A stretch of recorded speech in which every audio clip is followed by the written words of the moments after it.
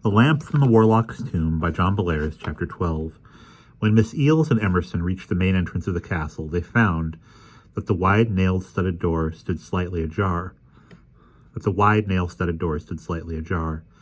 a narrow streak of light streamed out across the snowy walk. They went in and walked quickly through a drafty entrance hall, and then trotted up a short flight of steps to a set of double doors that opened into a high-ceilinged vaulted room that was full of light, warmth, noise, and the smell of good things to eat. Guests milled around the long tables and filled their plates with food, and a champagne fountain squirted pale, bubbly liquid from 20 spouts. Men in tuxedos chatted with women in flower-printed floral dresses, and on a small platform at the far end of the room, a string quartet played. Immediately, Miss Eel's fears vanished. This was about as normal and unmagical a scene as anyone could imagine, and she felt embarrassed to think that she had come all this way here to stop a sinister and frightening ceremony from taking place. "Well, Em," she said with a relieved smile, "I will confess that I had my doubts when you came back and told us about this party. I expected to see a bunch of ghouls feasting. Let's just grab a cup of punch and then hike on back. I don't want to leave Anthony alone for too long." Emerson nodded, and they moved to a table that was covered with trays of deviled eggs, cold ham, and various scrumptious-looking hors d'oeuvres. At the far end of the table was a cut-glass punch bowl full of an amber, bubbly liquid, and near it stood a distinguished-looking elderly lady in a formal gown made of some stiff, gold-colored cloth. As Emerson and Miss Eels drew near, the lady dipped a silver ladle into the punch bowl and filled a glass cup. She handed it to Miss Eels and filled another one for Emerson.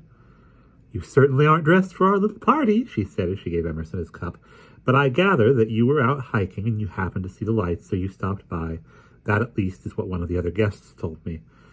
"Yes, that's true," said Emerson, and he harumphed self-importantly. He felt out of place in his army fatigue uniform, even though the people he had met at the door on his first visit had told him he was quite welcome to stop in and mingle with the crowd. "Ah, well," said the lady, smiling placidly, "you shouldn't worry about the way you're dressed. We all make mistakes now and then." She paused, and then suddenly her whole manner changed. Her eyes grew hard, and her lips curled into a nasty sneer. "There's another little mistake you made," she went on ominously. That amulet of yours worked perfectly well. The inscription on it says it will glow like a burning coal when Ishtar is near. Well, when you were here last, it glowed, but it did not give off any heat. If you had opened the mental case, instead of merely feeling it, you would have seen that the piece of clay was glowing, for Ishtar is here. Astaroth is here, and you two are dust under her feet.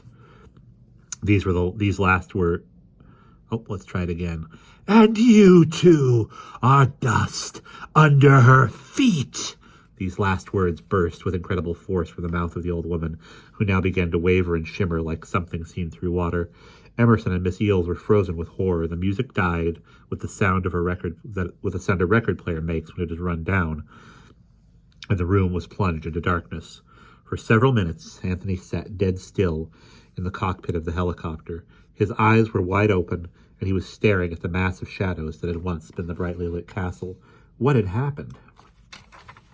Were Miss Eels and Emerson dead? Anthony felt sick inside, and he felt helpless.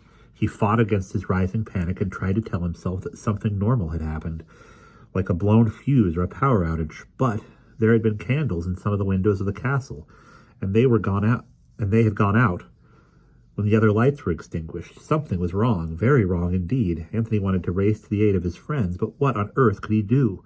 Outside, the moon was rising over the trees, and by its faint light, Anthony could see the things that Emerson had left behind in the cockpit. Nearby lay the pack of explosives, and the steel catapult was on the passenger seat. Anthony picked up the catapult and hefted it in his hand. It was just a spring-powered version of the slingshot he had used when he was 10 years old.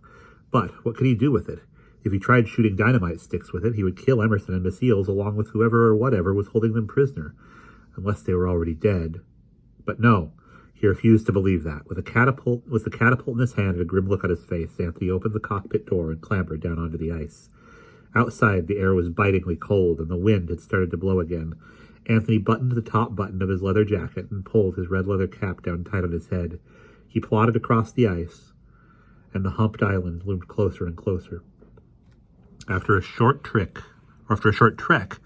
He was making his way up a narrow path that wound through the tall pines. The snow had not been shoveled here, but it had been trampled down.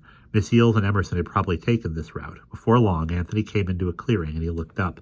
There was the castle, perched on the highest knob of a rock on the little island. By the moonlight, Anthony could see that most of the castle's windows were still boarded, just as they had been when he and Miss Eels visited here in December. So how could they have been blazing with light a few minutes ago? Anthony felt cold fear in his stomach. He wanted to turn and run away, but with a retching shudder, he pulled himself together. Gripping the handle of the catapult tightly, he began to climb the snowy steps that led to the dark main door of the castle. And that is the end of chapter 12.